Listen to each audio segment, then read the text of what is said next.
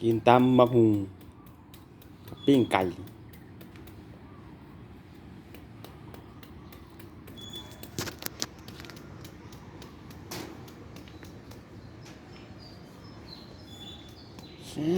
ช้าเลยวุยวุยชุย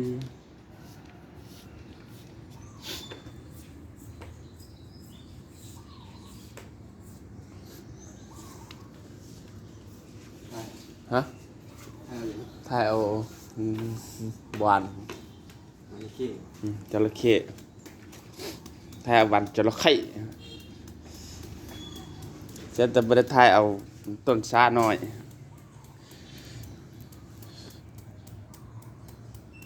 ซาญี่ปุ่นจูจุโกะ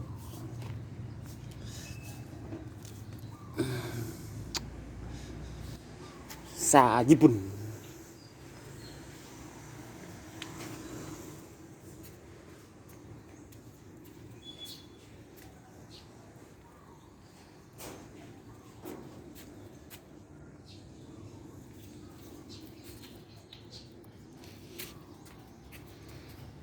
ซาญี่ปุ่นจูจุโกะ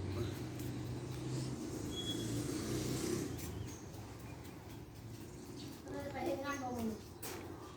ไปเฮ็ดงานในโรงงานนี่แหละ ไปบ่มื้อนี้ อืม มื้อนี้ได้ไป เฮ็ดในโรงงานนี่ไหน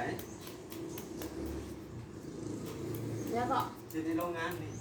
โรงงานบรรยากาศนี่ได้ไปแล้วบ่มื้อนี้เขาก็ได้ไป ไปบ้านไป ก็เมื่อวานนี่บ่ได้ไปเลยเนาะเขาก็ได้ไปมื้อนี้งานเข้าแล้วบ่จังหวะนั้น เอาเดี๋ยว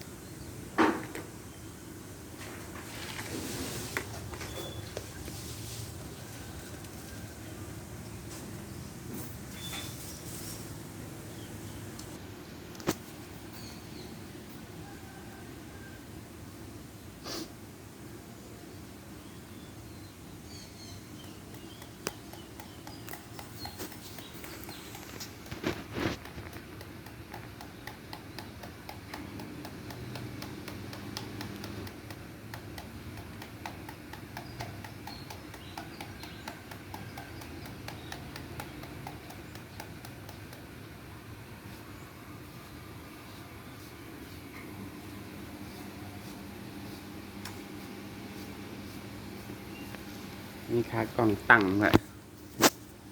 สบาย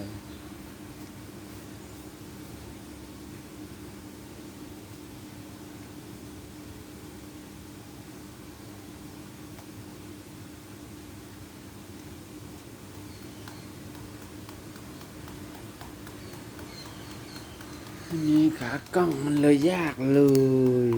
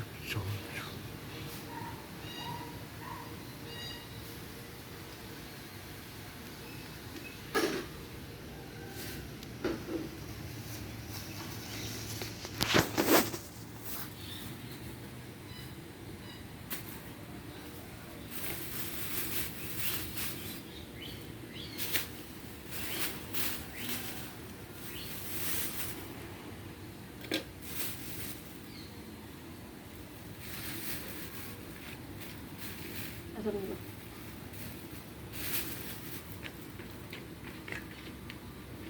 เอาตั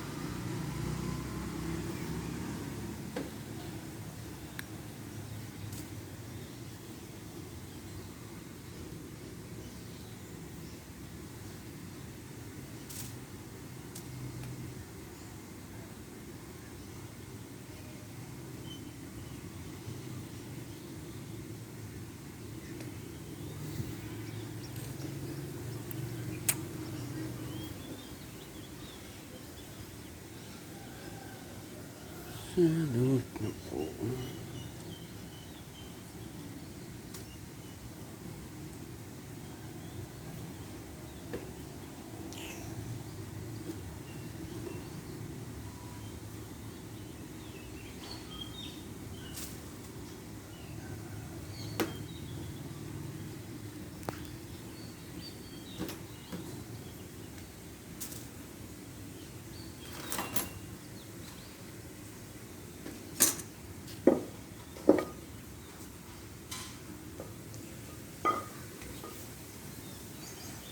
พูดไปตามพูด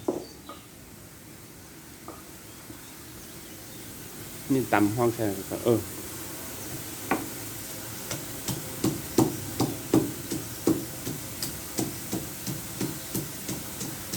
ตำพริก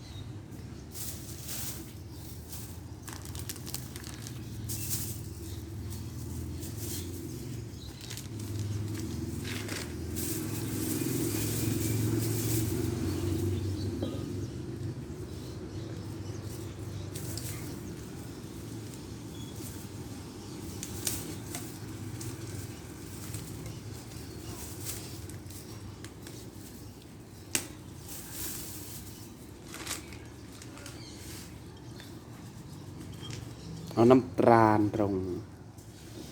ใส่หลายหวานไม่ใช่ส้มตำมะละกอส้มตำน้ำตาล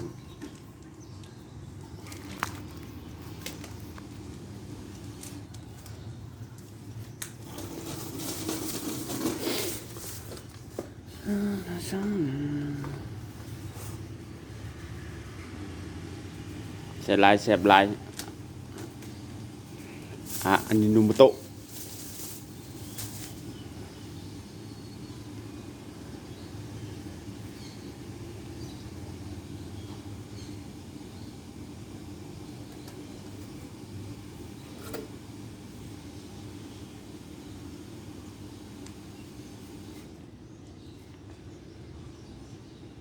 นูมโตะ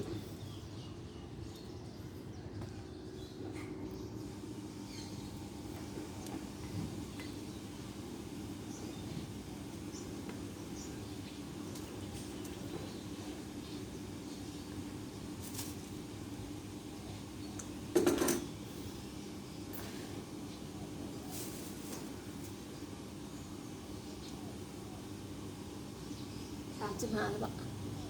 35 บาทปลาแดกแซ่บไหม ตะกี้คือว่า ปลาแดกแซ่บไหมไม้พิมพร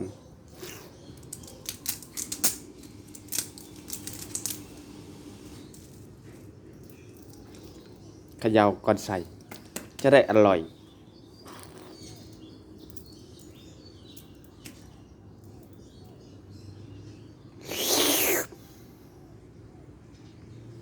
ใช่หลายแซ่บหลายปลาแดกแซ่บไหม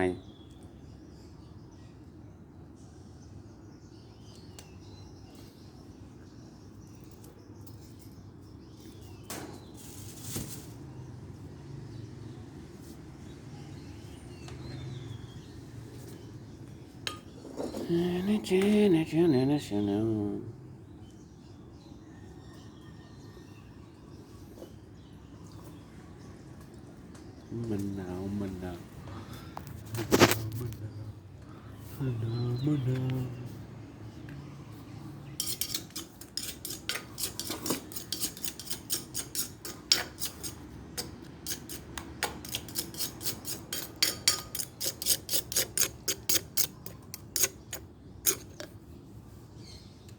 มันจะเห็น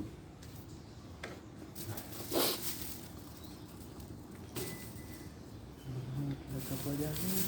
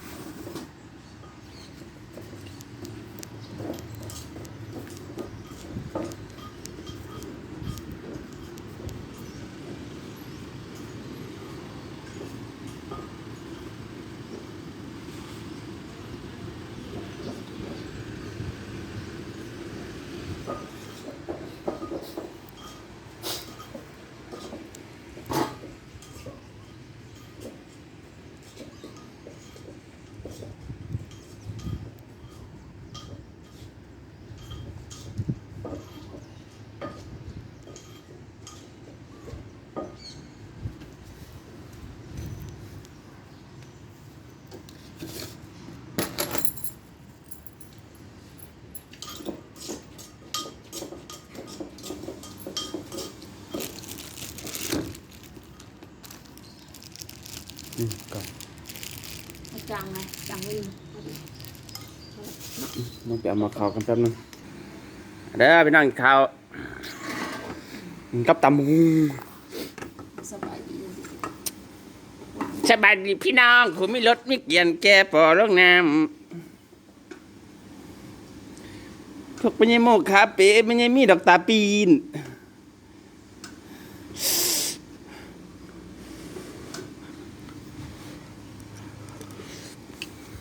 อืม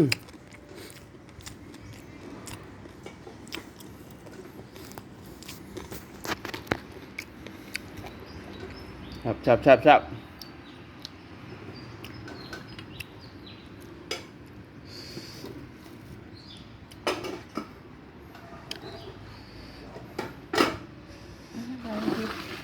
หืม ยังดียังดี อืม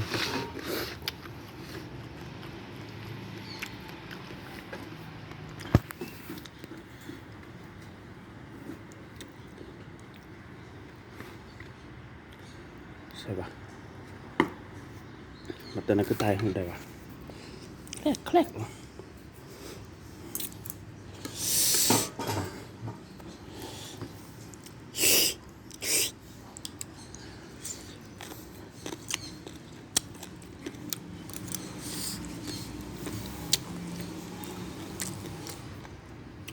ตั้งใช่ปะเอามึงตั้งไว้ละมีขานถือเด้อ